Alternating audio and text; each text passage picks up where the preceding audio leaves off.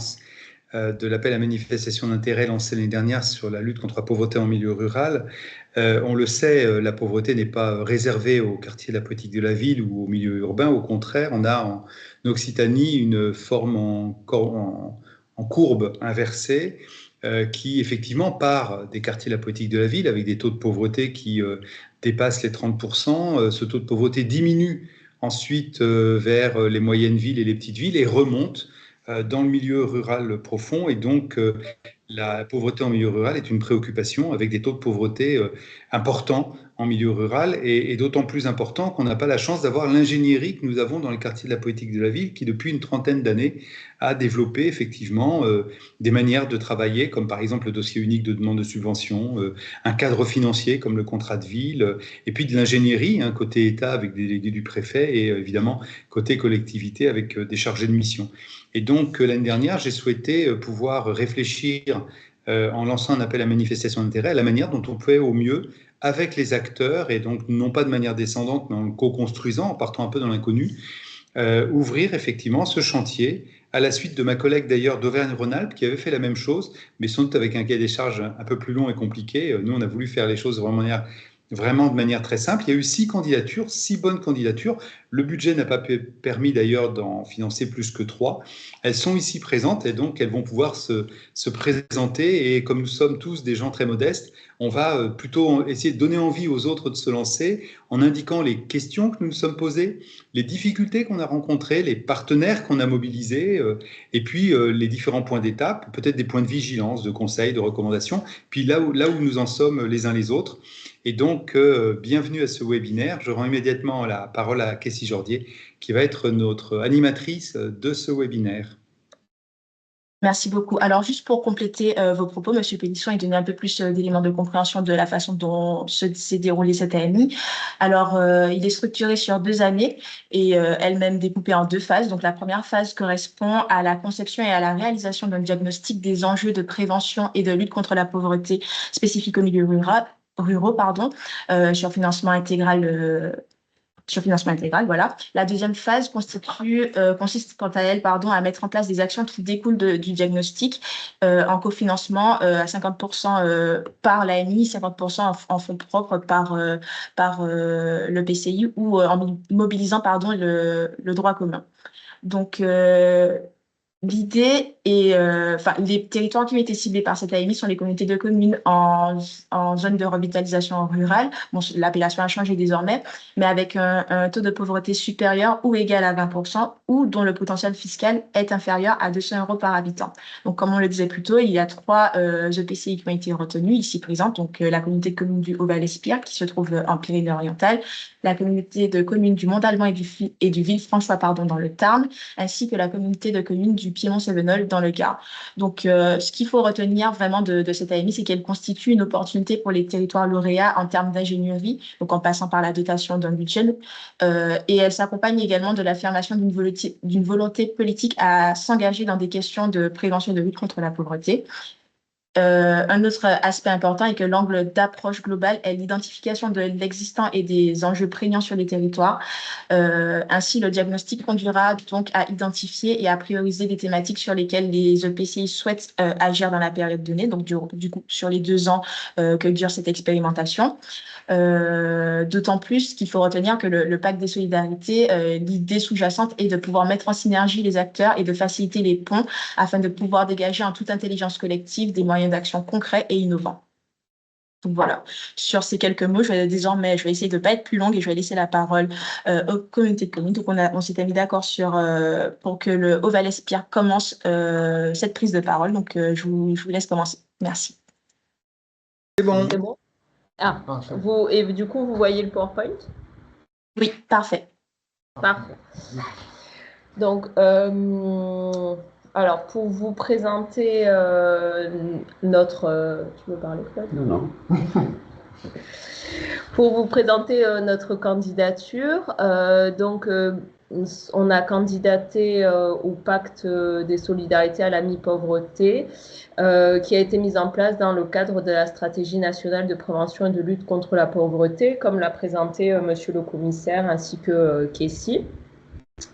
C'est un appel à manifestation qui ciblait des territoires ruraux présentant principalement des indices de fragilité, notamment les zones de revitalisation rurale. Il fallait avoir un taux de pauvreté supérieur ou égal à 20% et un potentiel fiscal qui est inférieur à 200 € par habitant. Au vu des indicateurs de paupérisation que nous avons malheureusement sur le territoire du Haut-Val-Espire, ce qui s'est passé, c'est que lorsque l'appel à projet est sorti, nous avons constaté au travers de la convention globale que nous avons signée entre la CAF et la communauté de communes que dans le domaine de la petite enfance, principalement de la jeunesse, nous correspondions aux critères de cet appel à manifestation d'intérêt. Donc, nous avons décidé du coup de candidater à cet appel à manifestation. L'objectif était d'obtenir un diagnostic complet afin d'identifier les facteurs et les formes de pauvreté sur le territoire. Pour vous présenter un peu plus en détail le territoire du Haut-Val-Espire, c'est un territoire donc, qui s'étend sur 465 km². Au 1er janvier 2024, nous avions 9 978 habitants. Il faut savoir que 86% des habitants résident sur 4 communes principalement, Amélie-les-Bains, Arles, Prats-de-Moyaux et Saint-Laurent-de-Cerdan, sachant que nous sommes une communauté de communes avec 14 communes. Donc, le reste des résidents se répartit sur les autres communes, ce qui nous fait que 14% restants seulement sont sur 10 autres communes. Cette faible densité de population met en exergue la forte ruralité du territoire du Haut-Val-Espire. De plus, nous avons des indicateurs qui sont assez précaires sur notre territoire, avec notamment 46% de la population de la communauté de communes du Haut-Val-Espire qui a plus de 60 ans, ce qui reflète le fait que c'est un territoire qui est vieillissant. Au niveau des taux de pauvreté, en 2020, on avait un taux de pauvreté qui s'élevait à 25,1%, qui est un taux de pauvreté qui est le plus élevé des Pyrénées-Orientales, à savoir que celui des Pyrénées-Orientales s'élève à 20,7%. Le niveau de pauvreté affecte plus particulièrement la tranche des 30-39 ans, soit près de 2 ménages sur 5. De plus, nous avons malheureusement d'autres indices de pauvreté, notamment 41% de la population qui bénéficie au moins d'une prestation de la CAF. Et nous avons 23% des foyers qui ont des revenus entièrement composés de prestations de la CAF. Cela témoigne d'une dépendance qui est forte aux aides sociales sur notre territoire.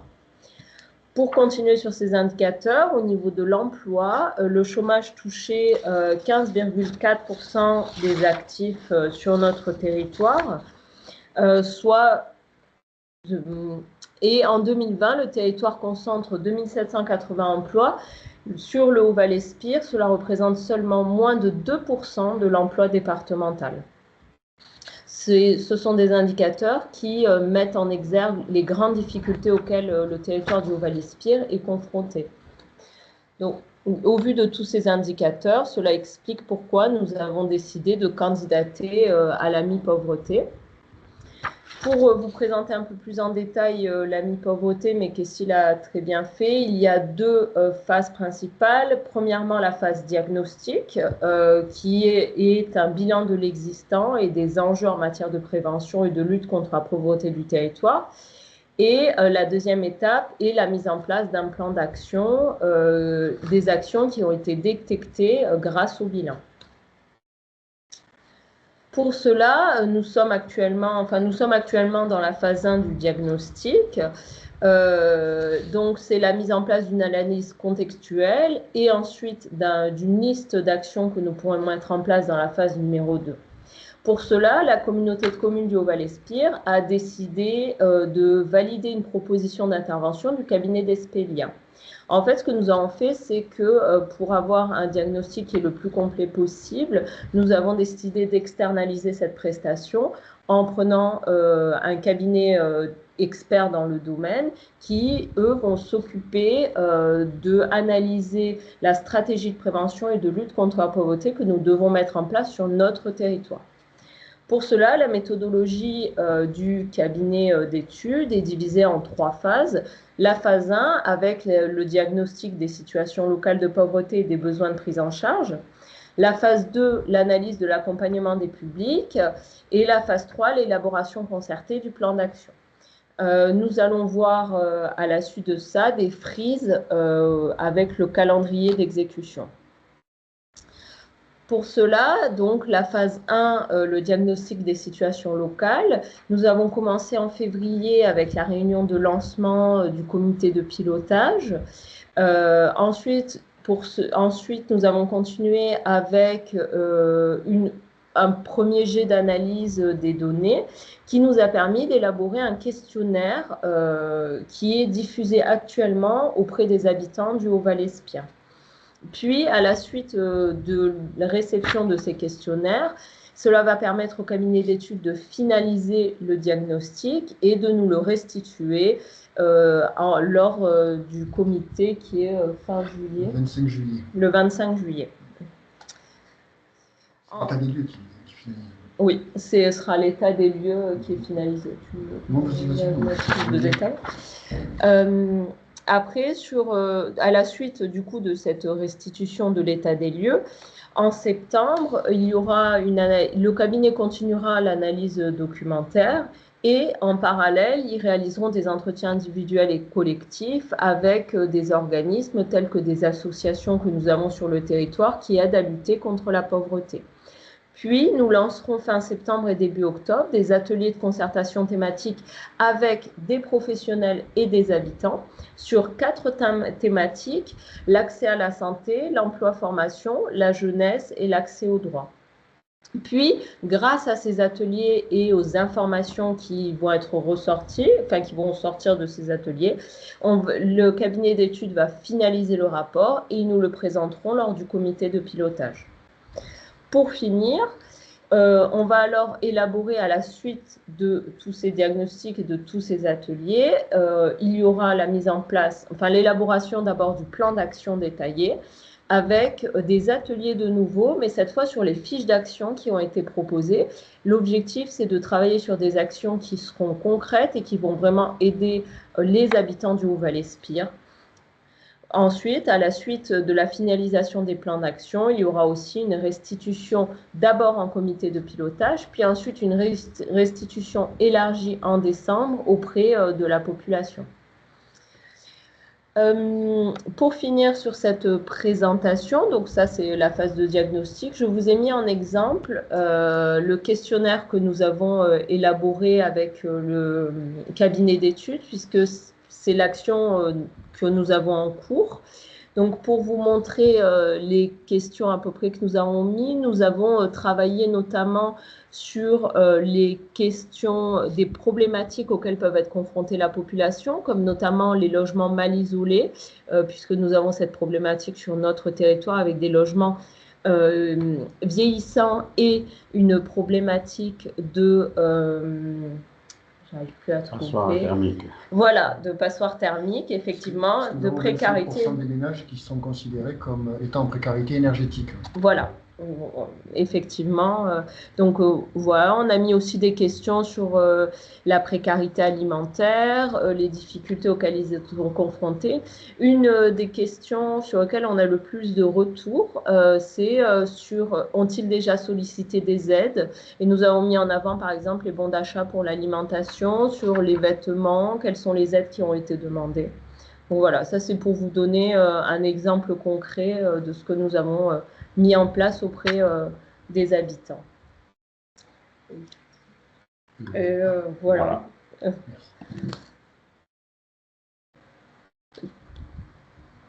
C'est bon pour nous.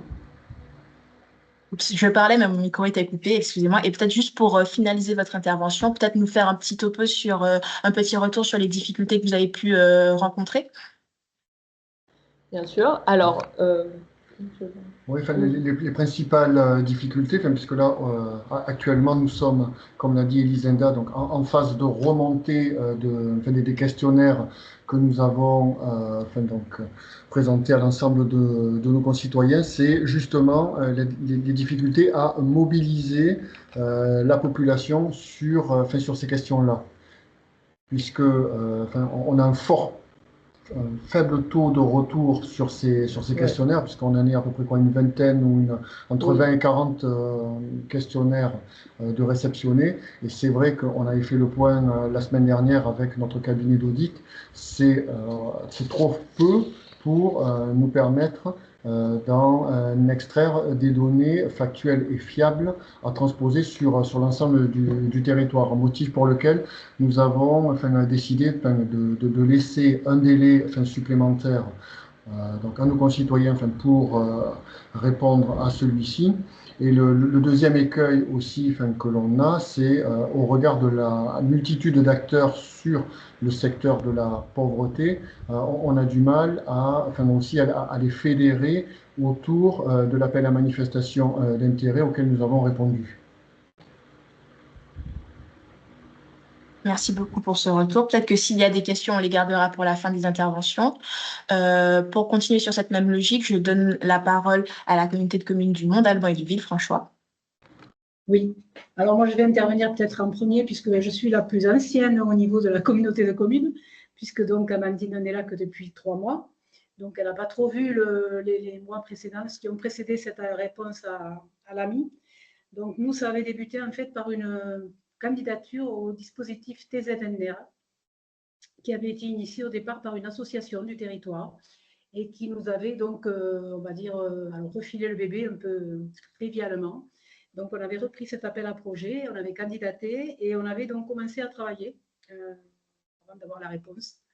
Donc, il y avait déjà eu pas mal d'ateliers de travail. Il y avait eu beaucoup de partenaires qui s'étaient investis, qui avaient pris en main ce projet. Bon, alors, j'ai ma mémoire qui me fait défaut, mais je sais qu'on avait la CAF, on avait France Travail, on avait la MSA, la Sécu, on avait pas mal d'organismes qui étaient venus aux différents ateliers de travail. On avait même eu des échanges avec un élu de la Corse, en visio, je me rappelle, qui nous avait un petit peu fait un compte rendu de cet appel à projet puisqu'ils avaient été lauréats. Bon, au final, on n'a pas été retenu sur ce dispositif, mais M. Pélisson nous a gentiment orienté vers ce deuxième dispositif, donc cet AMI, auquel on a candidaté donc, et pour lequel on a été retenu. Et c'est vrai qu'on était déjà bien avancé au niveau du diagnostic quand on a reçu la validation de cet AMI. Il y avait eu en plus sur notre communauté de communes une enquête en vue de renouveler la CTG. Donc, on avait pris un cabinet d'études, un bureau d'études, qui avait déjà travaillé à une enquête, alors avec des données froides et des données chaudes, comme vous dites en technique. Il y avait eu des enquêtes à la population qui ont eu un taux de réponse assez satisfaisant au niveau de la communauté de communes. On a été agréablement surpris.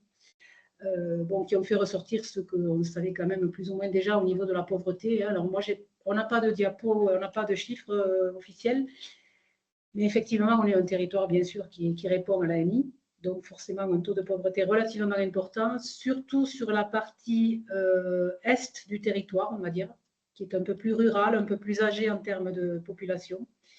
Donc, voilà un petit peu comment a commencé cet appel à projet. Alors, je vais peut-être après laisser la place à Amandine. Alors, sachant que l'action sociale est un projet quand même qui tient à cœur du président de la communauté de communes. C'est vraiment quelque chose, une politique sociale, il souhaite la mettre en place, puisqu'aujourd'hui, il n'y a rien de bien affirmé ou de bien établi. Donc, c'est quand même son projet, un de ses projets. Donc, cet AMI va pouvoir permettre de définir une politique sociale sur le territoire. Et je vais laisser Amandine expliquer un petit peu le souhait du président et des conseillers communautaires de la communauté, savoir vers quoi elle veut tendre par le biais de cet AMI. Voilà. Donc, effectivement, voilà, la première étape de diagnostic était déjà bien avancée quand je suis arrivée sur l'AMI. Moi, j'ai poursuivi l'étape de diagnostic là depuis donc, les 3 mois que je suis là. Pour réaliser ce diagnostic, j'ai choisi de rencontrer déjà tous les élus des 14 communes de notre territoire, afin de déjà me déplacer sur le territoire pour visualiser son ensemble et rencontrer voilà, les élus de chaque commune qui m'ont parlé de leurs habitants, des habitudes de vie, des associations qui existaient déjà sur les territoires. Voilà, donc ça a été une première étape. Ensuite, la seconde étape, ça a été de rencontrer tous les partenaires du médico-social qui interviennent sur notre territoire. Je dis interviennent parce que la plupart viennent de la plus grande métropole qui est proche de notre territoire, donc qui est Albi, et ne font que des permanences en fait sur notre territoire. Donc voilà, l'idée c'était de les rencontrer pour les inclure dans cet AMI et de mettre en place ensuite des actions avec eux. Donc notamment, voilà, à partir, donc nous on est déjà voilà, très rapidement rentré dans la phase action de l'AMI. Donc à partir de septembre, on va mettre en place des cafés partenaires sur le territoire pour essayer de refaire venir les partenaires sur le territoire, car certains se sont démobilisés, voilà, n'ont plus de permanence, etc. Donc l'idée, c'est de pouvoir recréer une dynamique sur notre territoire et avec les partenaires qui intervenaient auparavant. Voilà. Donc ensuite, comme l'a dit Marie-Josée, il y a vraiment une volonté politique de créer une politique sociale territorialisée. Et donc, cette politique va se transmettre à travers un outil que l'on souhaite créer, qui est un CIAS, donc un Centre intercommunal d'action sociale. Et voilà, cet AMI, du coup, va nous permettre de travailler sur ce projet-là en parallèle et de développer, du coup, la politique sociale du territoire. Donc, il y a eu cette volonté chez nous de faire appel à un recrutement en interne et qui plus est d'embaucher voilà, une personne originaire du social. Donc, voilà, pour la petite anecdote, je suis assistante sociale de formation et du coup, de prendre quelqu'un voilà, qui sait, entre guillemets, qui a un domaine d'expertise afin d'être plus légitime pour aller rencontrer les partenaires, leur demander de venir, de faire des projets avec eux, etc. Et de coordonner du coup un petit peu voilà, toute l'action sociale sur le territoire. Et voilà, l'idée, c'était aussi d'avoir une personne référente du social au sein de la communauté de communes qui serait connue de tous et qui pourrait voilà, ensuite travailler au sein du CIAS afin de garder une certaine continuité. Et voilà, parce qu'on sait que sur nos territoires ruraux, c'est important aussi d'avoir les liens, les connaissances sont très importantes. Donc, la continuité du projet semblait plus pertinente d'avoir un recrutement en interne. Voilà. Et puis, le dernier avantage du coup de la candidature à cette AMI, c'est que c'est un projet et que c'est une période d'expérimentation dans laquelle on peut se permettre de tester des choses. Donc, nous avons fait le choix, par exemple, pour la création du CIAS, de travailler avec des méthodes un petit peu innovantes, à la fois oui et non. Ça se faisait déjà, mais ça s'est peut-être un petit peu perdu maintenant. Nous, on a choisi la méthode d'aller vers. Donc, c'est une méthode en fait qui associe les citoyens en fait à la démarche de construction de projets. Donc voilà, l'idée c'est de monter des groupes de travail avec les citoyens et les élus pour co-construire ce CIAS et faire en sorte que la population puisse se l'approprier au mieux et l'utiliser au mieux voilà, pour que ce soit un outil efficace. Merci beaucoup. Nous poursuivons avec l'intervention de la communauté de communes du Piémont-Cévenol.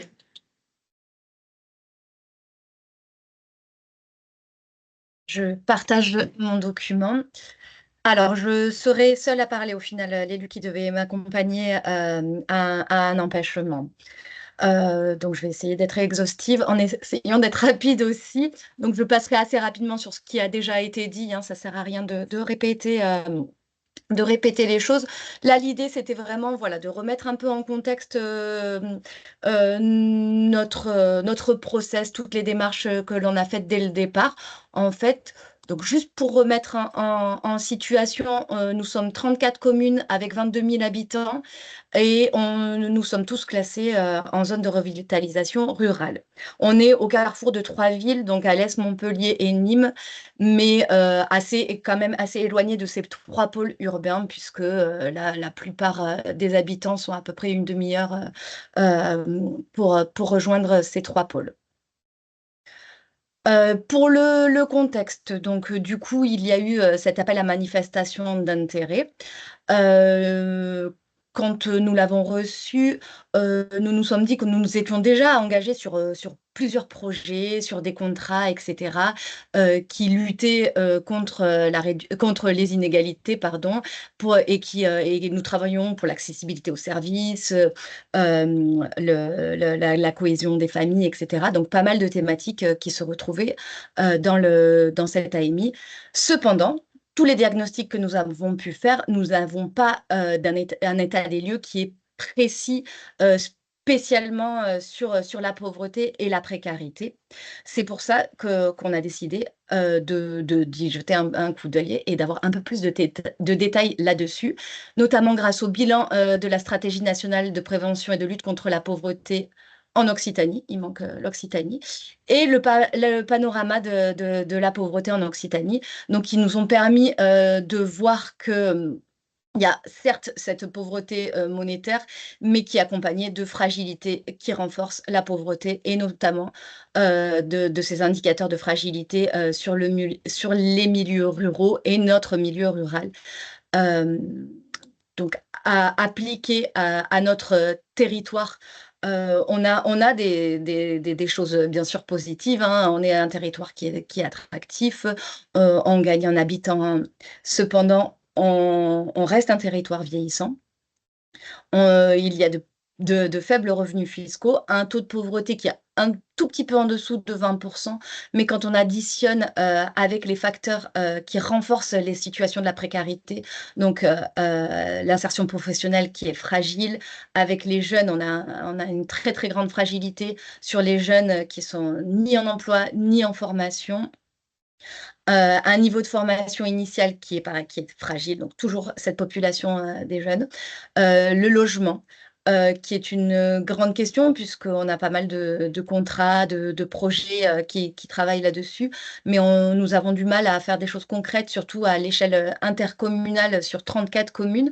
Donc, toutes les questions de logement, on est en fragilité. La mobilité aussi. Donc, c'est des questions qui se posent beaucoup sur la ruralité et sur la manière dont on peut répondre à ces indicateurs de fragilité. Donc, ce que nous avons fait quand nous avons vu tout ça et quand nous nous sommes dit qu'on pouvait répondre à cet appel à manifestation d'intérêt, on a déjà commencé par recenser toutes les actions qui étaient déjà engagées dans la lutte contre la pauvreté, en reprenant les 6 engagements de la lutte contre la pauvreté. Donc, par exemple, là, vous avez seulement un exemple, hein, on a fait un tableau, donc là, c'est sur l'égalité des chances et donc tout ce qui concerne le public de la petite enfance, de l'enfance et de la parentalité. Donc, nous avons recensé tout ce que nous avons déjà fait, tout ce qui était en projet, et aussi éventuellement quand on connaissait toutes les actions des partenaires externes. Donc, à partir de là, on a eu une vision un peu plus globale de ce qui pouvait se passer sur le territoire et quel serait l'intérêt de répondre à cette AMI pauvreté. Donc, nous l'avons cadré. Pour nous, il était très important qu'il puisse s'accorder, se coordonner et faire partie de tous les projets qui peuvent être en cours, mais que ce soit bien sûr au niveau intercommunal, mais au niveau aussi départemental et même plus large. Donc, dans cette petite fleur, on voit que l'AMI est au centre et qu'il va pouvoir, en fonction des thématiques, bien sûr, intégrer un petit peu les autres projets. Donc, forcément, avoir une dynamique partenariale prégnante et très, très importante. Donc, voilà, là, on en était là. On s'est dit qu'il ne faut pas que ce soit une superposition de projets, mais vraiment, on va le prendre dès la base comme un projet dans les autres projets, au cœur des projets, qui va permettre de les enrichir et de faire émerger des actions qui n'auraient peut-être pas vu le jour sans ce diagnostic, de pouvoir appuyer certaines actions qui sont déjà en cours ou de pouvoir les modifier en fonction du diagnostic ou de pouvoir en annuler certaines qui ne sont plus pertinentes. Donc, nous avons fait une analyse des leviers et des points de vigilance de cette réponse. Donc, certains leviers avec ces actions, comme on a vu, qui sont déjà en cours sur notre territoire. Nous avons un projet social de territoire qui est animé entre autres par la CTG, donc par la Convention territoriale globale de la CAF, mais nous avons aussi d'autres signataires comme la MSA, certains CIRP du territoire, la mission locale. Donc, avec ce projet social de territoire, nous avions déjà un certain diagnostic. Nous travaillons sur les 6 engagements de la stratégie de prévention et de lutte contre la pauvreté et nous avons déjà une dynamique partenariale qui est lancée. Donc voilà, on a des services qui commencent, on va dire, à être habitués à travailler transversalement.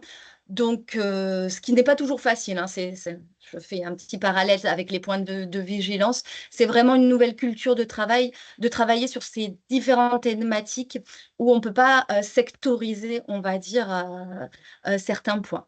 Donc ça, c'est vraiment à construire dès la base, ce travail transversal. Pardon, du coup, je ne sais plus où j'en suis. Voilà, forcément, les leviers qui sont les subventions qui vont nous permettre de financer l'ingénierie et le développement des actions et cet accompagnement par ville et territoire. Voilà, donc sur les leviers, on en est là. Au niveau des points de vigilance, il est impossible pour nous que ce soit un énième diagnostic parmi les diagnostics.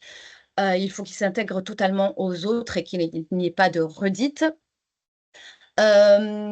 Petite difficulté qui est le secret statistique sur les toutes petites communes, puisque nous, on souhaite quand même pouvoir avoir une différenciation territoriale, savoir où est la pauvreté sur notre territoire, puisqu'on a une petite hypothèse comme quoi il y aurait quand même une inégalité territoriale.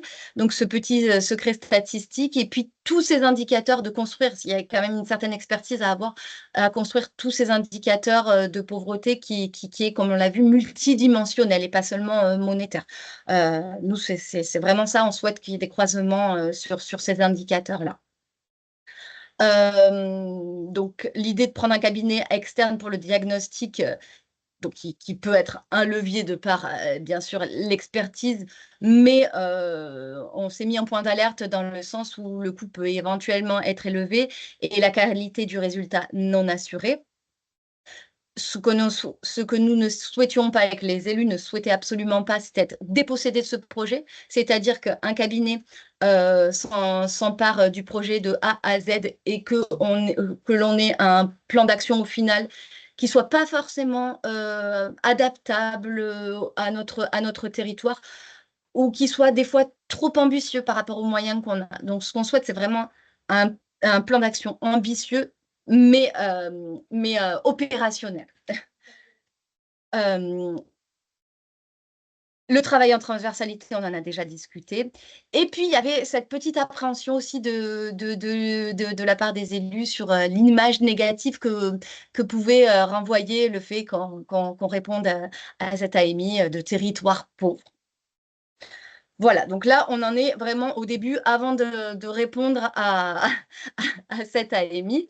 Donc, une fois que tous les feux verts ont été lancés, c'est-à-dire qu'au niveau politique, ça a été accepté. Les élus ont dit « OK, nous nous sommes lancés là-dedans » et nous avons répondu à cette AMI avec les actions qu'on a déjà pu mettre en œuvre, les futurs partenaires, etc.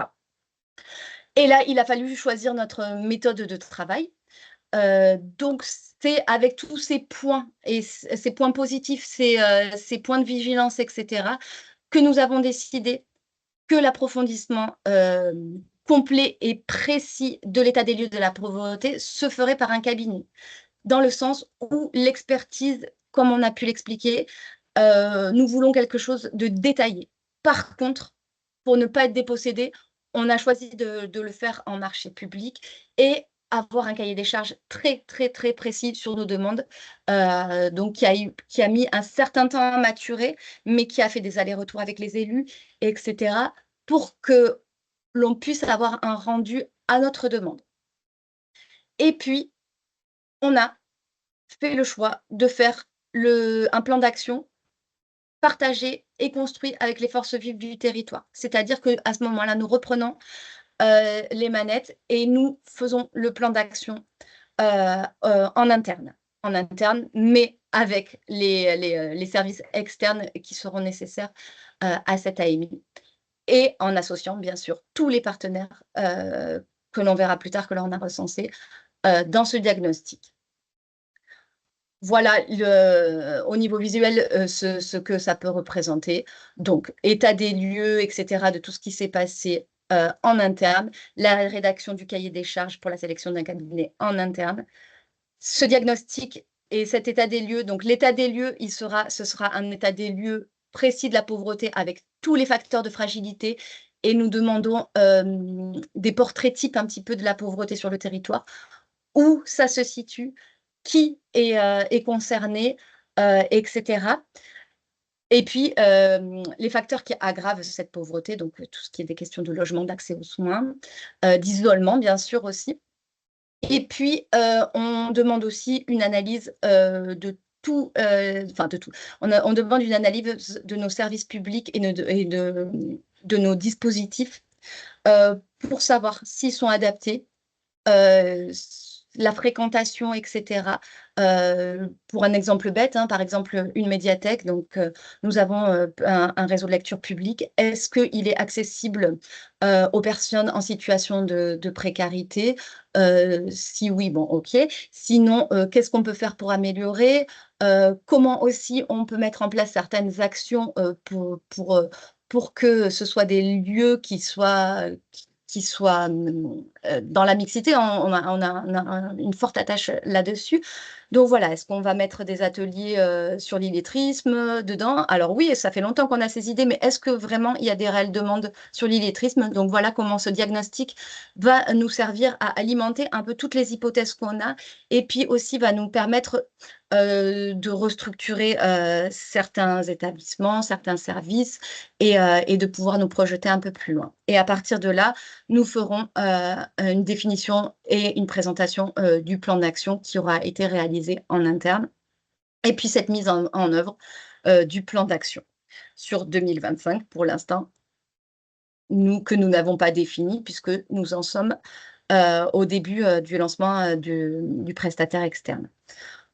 Voilà un petit peu tout ce qu'on a pu recenser au niveau des équipements intercommunaux sur lesquels s'appuyer, les structures aussi externes, en sachant que les CCAS sont communaux. Donc voilà, un travail nécessaire à faire avec les services, avec les compétences externes de la communauté. Donc ça aussi, c'est un petit point de vigilance que je n'ai peut-être pas noté, mais il y a parfois certaines réticences entre la communauté de communes s'empare d'un projet, mais on va un peu être dans des compétences externes, on va dire. Donc ça, c'est des choses sur lesquelles rassurer, dans le sens où on va certes travailler sur nos compétences, et puis après, tout ce qui est sur les compétences externes, c'est bien sûr un plus. Nous, on ne se voit pas comment travailler sans les CCAS, par exemple, mais on leur laisse la main.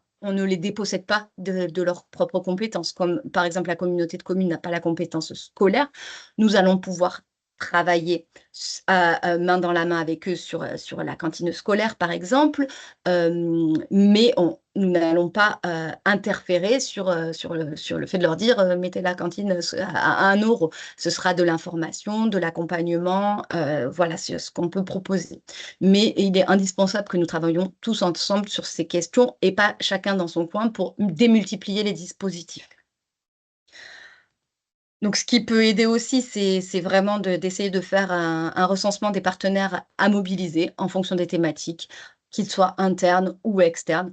Donc, je passe rapidement dessus, c'était pour avoir l'idée de comment nous nous sommes organisés et comment commence à communiquer avec tous ces partenaires-là sur cette AMI. Et puis, nous avons défini des réels objectifs qui vont dans le sens de ceux de la DREETS, mais qui sont complémentaires, puisque il y a cette idée de faire une préfiguration politique de la lutte contre la pauvreté en milieu rural, mais nous avons bien sûr à notre échelle nos propres objectifs, donc qui sont de nourrir et de complémenter le projet social territorialisé, mais aussi les autres projets et études comme le PAT, les petites villes de demain, etc.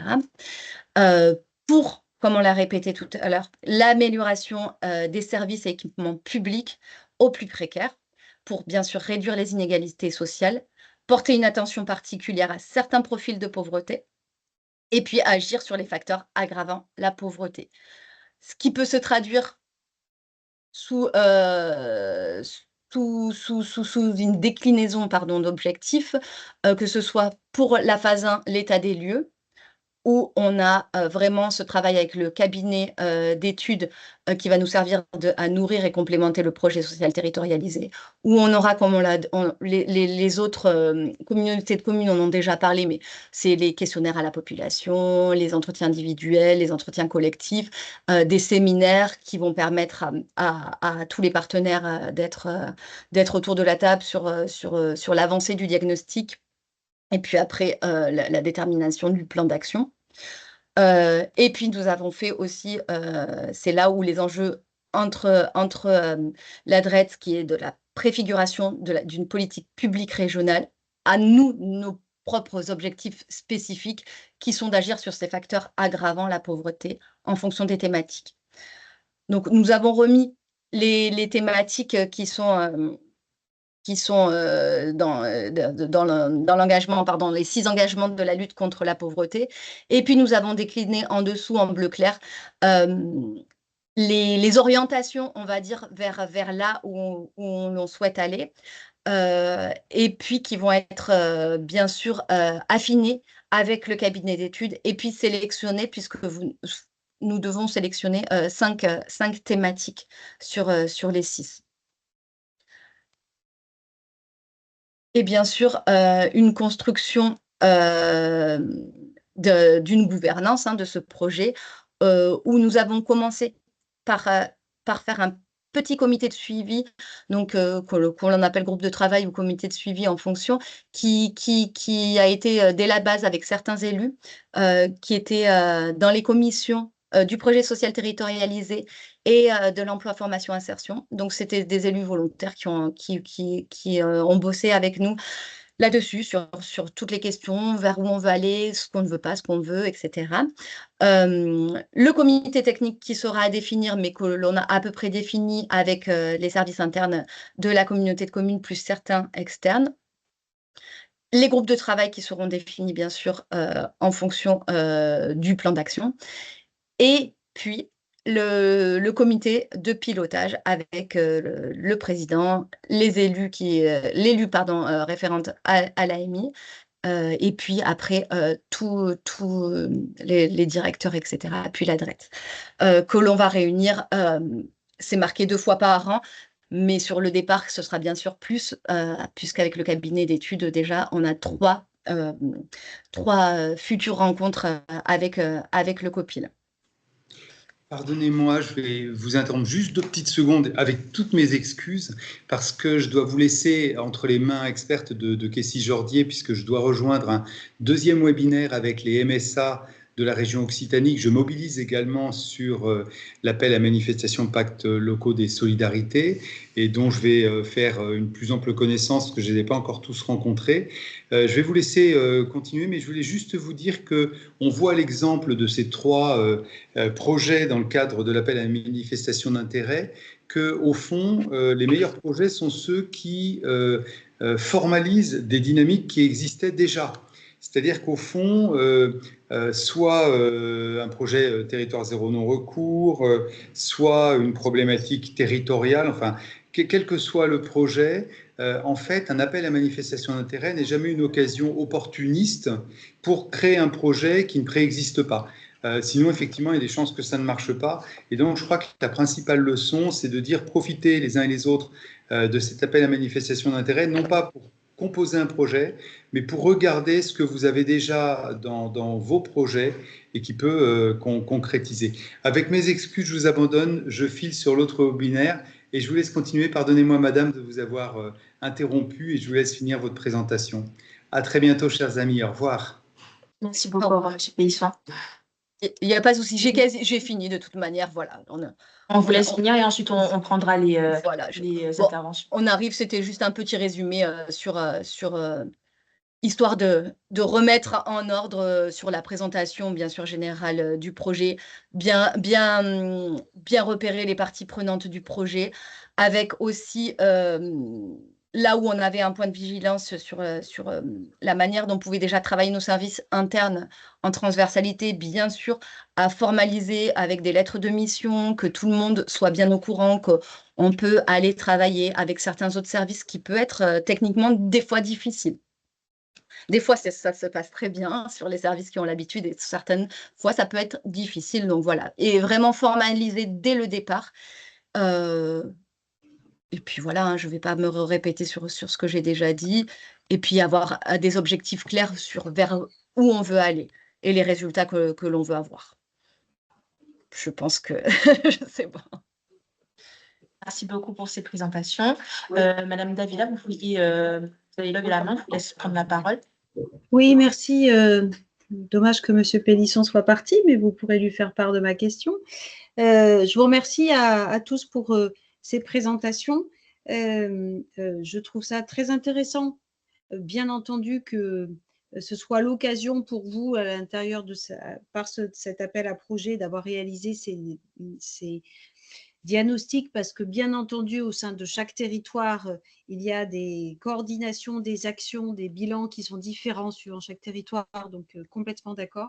Par contre, moi je m'inquiète concrètement, très pratiquement, sur ce qu'on attend de nous dans le cadre de le prochain appel à manifestation d'intérêt face à des communautés de communes qui n'ont pas forcément fait ce diagnostic très précis et pour lequel on demande aujourd'hui des actions opérationnelles sur des publics avec des impacts directs sur ces publics. Or, je ne peux pas leur conseiller aujourd'hui de faire des diagnostics. On soit bien d'accord. Les crédits que vous mettez sur cet appel à manifestation d'intérêt, je ne peux pas leur conseiller de faire de même. Parce qu'on est loin de la cible, il me semble. Laurence, qu'est-ce que tu en penses? Oui, non, en effet, non. Dans le cadre de l'AMI, projet territorial de territoire, il n'est pas question de relancer un diagnostic. Hein, il faut s'appuyer sur les diagnostics qui ont pu être élaborés dans le cadre de différents schémas. Voilà. Non. On est bien d'accord. OK. Ouais. Merci. Tout à fait, je me permets de compléter. Il y a de nombreux diagnostics qui sont parus entre-temps, notamment ceux, qui sont parus ou qui sont à apparaître, notamment ceux dans le cadre de la préfiguration du pacte des solidarités qui ont été élaborés au niveau départemental. Il y a aussi le panorama de la pauvreté en Occitanie qui a été publié par l'INSEE. Donc voilà, il y a aussi tout ce qui relève du schéma d'accessibilité des services au public. Il y a différents Oula, je perds mes mots, veuillez m'excuser. Il y a différents éléments sur lesquels on peut s'appuyer pour avoir une idée globale de ce qui se passe sur les territoires, sur lesquels vous pouvez vous appuyer dans vos conduites de projet. Là, effectivement, on vous a donné à voir comment cette AMI-ci s'est composé, c'est préfiguré avec les moyens qui étaient mis à la disposition des communautés de communes lauréates. On a bien conscience que les modalités sont différentes, les attentes sont différentes, surtout la durée de mise en œuvre est différente sur l'AMI relatif aux pactes locaux des solidarités. Néanmoins, on s'est dit que c'était tout de même pertinent de voir comment les choses se sont déroulées sur d'autres territoires parce que ça peut inspirer, ça peut permettre de voir quels sont les écueils, où on peut aller, où on peut éviter d'aller, etc. En tout cas, s'il y a quelque chose à retenir, comme le disait M. Pélisson un peu plus tôt, c'est qu'effectivement, chaque territoire possède des dynamiques propres à des acteurs plus ou moins actifs. Et l'idée, c'est de vraiment pouvoir s'appuyer sur les forces vives d'un territoire, pouvoir constituer ensemble un plan d'action qui soit partenarial et complémentaire de tout ce qui existe déjà sur le territoire. Tout ça en 2 mois. Malheureusement, oui, les délais sont courts. Ok, merci. Est-ce qu'il y a d'autres questions ou peut-être que Madame Coulon, vous souhaitez compléter mon propos? Peut-être des questions. Sachant qu'ils se plus de PCE.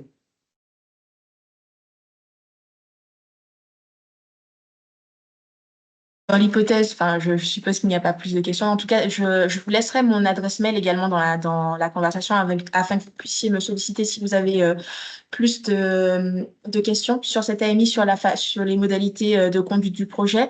Une chose que j'ai oublié de préciser dans la présentation, donc effectivement, Ville et Territoire assure un accompagnement à l'ingénierie pour chacune des communautés de communes.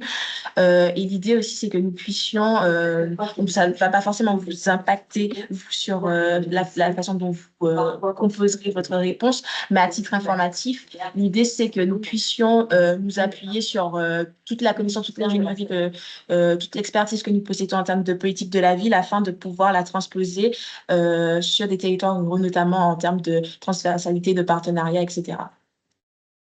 Voilà. Donc, n'hésitez pas à me compléter si vous avez l'impression que j'ai oublié des choses ou si vous avez des questions, c'est le moment.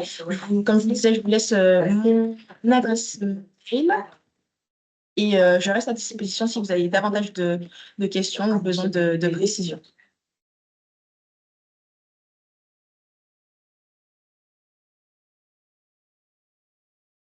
Voilà. Donc, en l'absence de questions, je vous remercie d'avoir pris le temps de participer à cette visio.